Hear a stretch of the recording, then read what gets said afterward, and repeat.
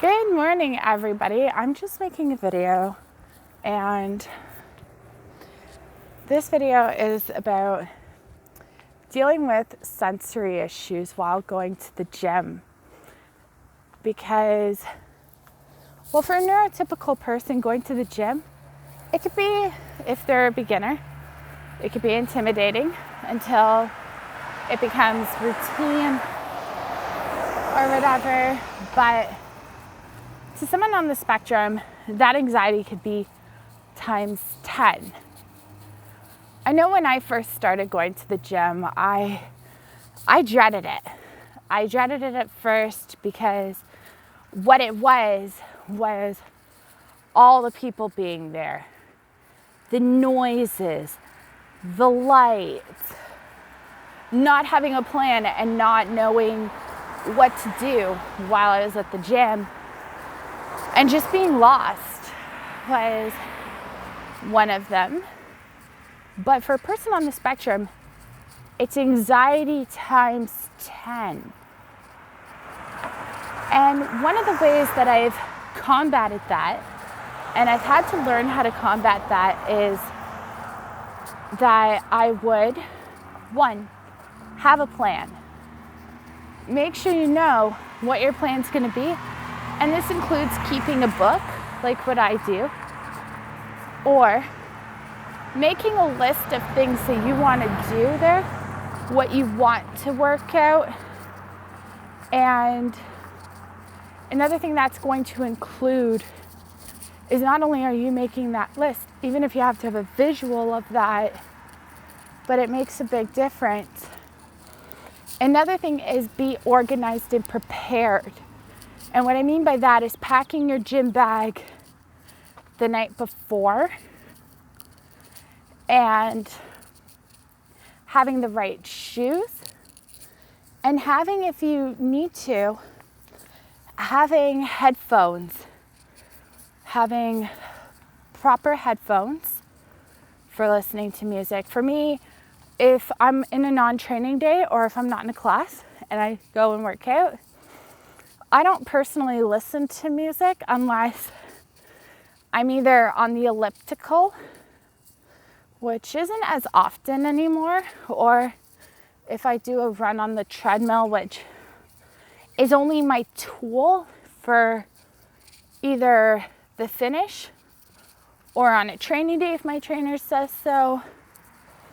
And also if it's where I'm training for a run.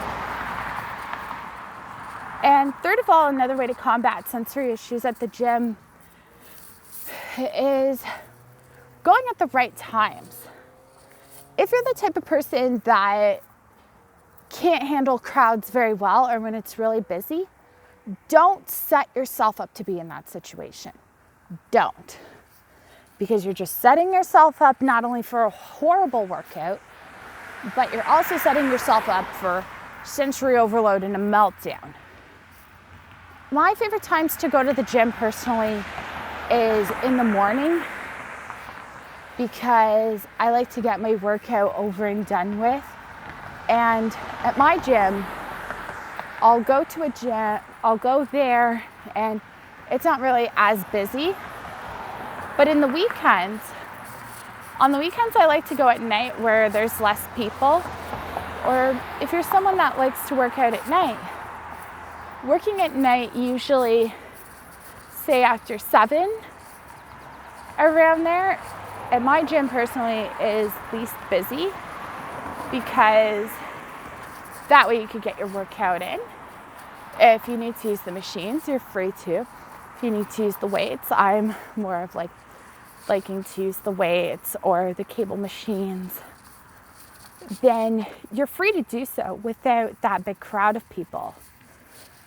And another thing, if you're ever unsure when in doubt, ask a trainer, someone to watch you do, someone to see if they can take a look at your form at, say, certain exercises. For me, when I was learning how to do deadlifts, I had my trainer take a look at me, but I also had other trainers at first look at me to make sure I'm doing it right.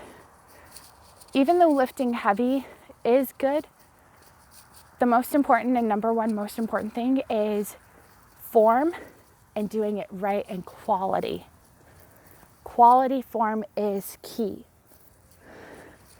And your first year or whatever, or even your first few months of going to the gym, what I would highly recommend, and it's so worth the investment, honestly, in my experiences, I'm very fortunate, is hire a trainer. And why I say this is because you'll get to learn patterns. You'll get to learn the exercises properly and correctly, safely and efficiently. And you have someone that will hold you accountable, but you also have to hold yourself accountable too. And why I say to hire a trainer, and it's worth the investment, is because a trainer, not only will they challenge you, but you'll probably be more at ease when you go to the gym. That's just from my personal experiences. I honestly work with a very amazing trainer that I see either once a week or up to 3 times a week. And honestly, I've learned so many things that I never thought I could do in this fitness journey. But yeah, in short, the reason why I wanted to make this video was to help other people who are also on the spectrum, and say if they want to get started on going to the gym, but they just don't know how to go about it, or for them, it's sensory issues that are holding them back.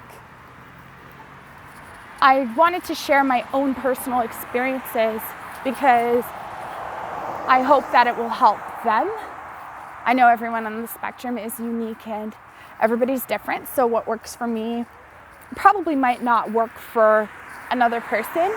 But if you like this video, feel free to hit like and subscribe to my channel, and I'll be posting more videos soon. Peace and blessings, everyone.